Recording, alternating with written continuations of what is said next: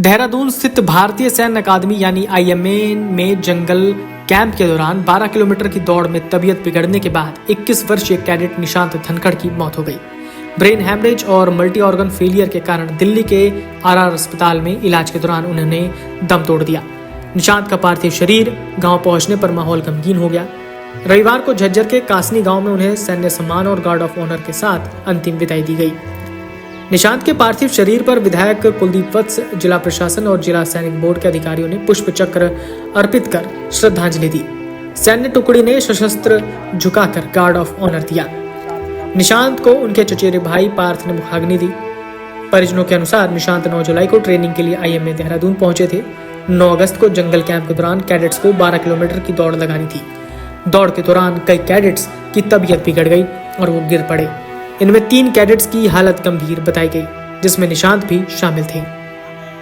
निशांत को पहले देहरादून के स्थानीय अस्पताल में भर्ती कराया गया।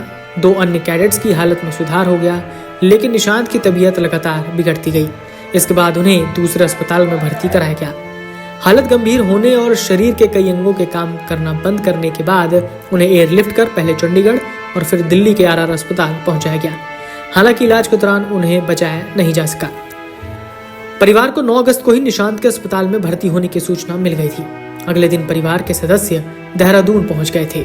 उनकी बहन अंशिता भी श्रीनगर से सीधे देहरादून पहुंची थी। निशांत का सेना में अधिकारी बनने का सपना बेहद मजबूत था। सर्विसेज सिलेक्शन बोर्ड यानी एसएसबी की परीक्षा में वो लगातार 6 बार असफल हुए, लेकिन उन्होंने हार नहीं मानी। 7वें प्रयास में उन्हें सफलता मिली और 4 महीने पहले ही सेना में अधिकारी बनने का सपना पूरा हुआ। निशांत के चाचा और भारतीय वायुसेना में junior warrant officer Satyendra Dhankhar के मुताबिक चयन न होने पर उन्होंने निशांत को यूपीएससी की तैयारी करने की सलाह भी दी थी। निशांत ने तैयारी शुरू की, लेकिन उनका लक्ष्य आईएमए में दाखिला लेकर सैन्य अधिकारी बनना ही था। आखिरकार 7वें प्रयास में उन्होंने सफलता हासिल की।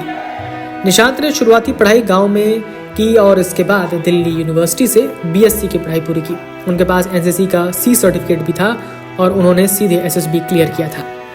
निशांत ऐसे परिवार से ताल्लुक रखते थे जिसकी 3 पीढ़ियां देश की सैन्य सेवा से जुड़ी रही है। उनके दादा राम सिंह पूर्व सैनिक थे, चाचा सुनील धनखड़ कर्नल हैं, जबकि बड़े ताऊ नरेंद्र धनखड़ भारतीय वायुसेना से फ्लाइंग ऑफिसर के पद से सेवानिवृत्त हुए।